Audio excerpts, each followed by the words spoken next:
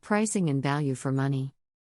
Undoubtedly, one of the biggest considerations when buying a tablet is the price. Apple's iPad is known for being on the expensive side, with entry-level models starting at $329. However, the iPad's quality and features often justify the higher price tag. Android tablets, on the other hand, come in a wide range of prices. You can find budget models for as low as $50, while high-end models can cost as much as $1,000. The cheaper models often compromise on quality, while the high-end models offer similar features to the iPad with a higher price tag. Winner: Android tablets for their wide range of prices. When it comes to tablets, there are also a few other factors to consider before making a decision. One of the most important is storage. The iPad comes in different storage sizes ranging from 32 GB to 128 GB, while Android tablets can have storage sizes as low as 16 GB or as high as 256 GB. It's important to consider how much storage you will need for your files, apps, and media. Another factor to consider is connectivity. Both iPad and Android tablets come with options for Wi-Fi or cellular connectivity. If you plan on using your tablet on the go, cellular connectivity might be a useful feature. However, it can also add to the cost of the tablet and data plan. Finally, it's important to consider the ecosystem you are invested in.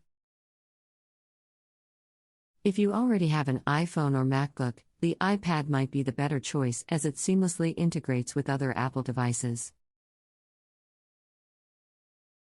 On the other hand, if you already have an Android phone or use Google services, an Android tablet might fit better into your ecosystem. However, it's essential to note that while tablets have undoubtedly improved our lives and the way we work and consume media, they are not a replacement for personal computers. While tablets can do almost everything a computer can, there are tasks that can only be performed on a computer, such as intensive video editing or coding.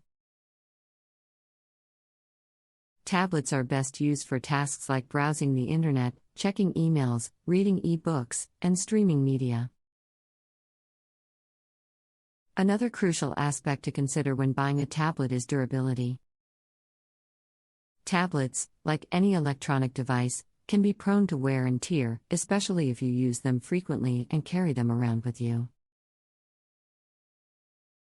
It's important to invest in a tablet that is well constructed and durable, with a sturdy display and a protective case to prevent scratches and damage from accidental drops. Lastly, before making a purchase, it's always a good idea to read reviews and do research on the brand and model you're interested in buying.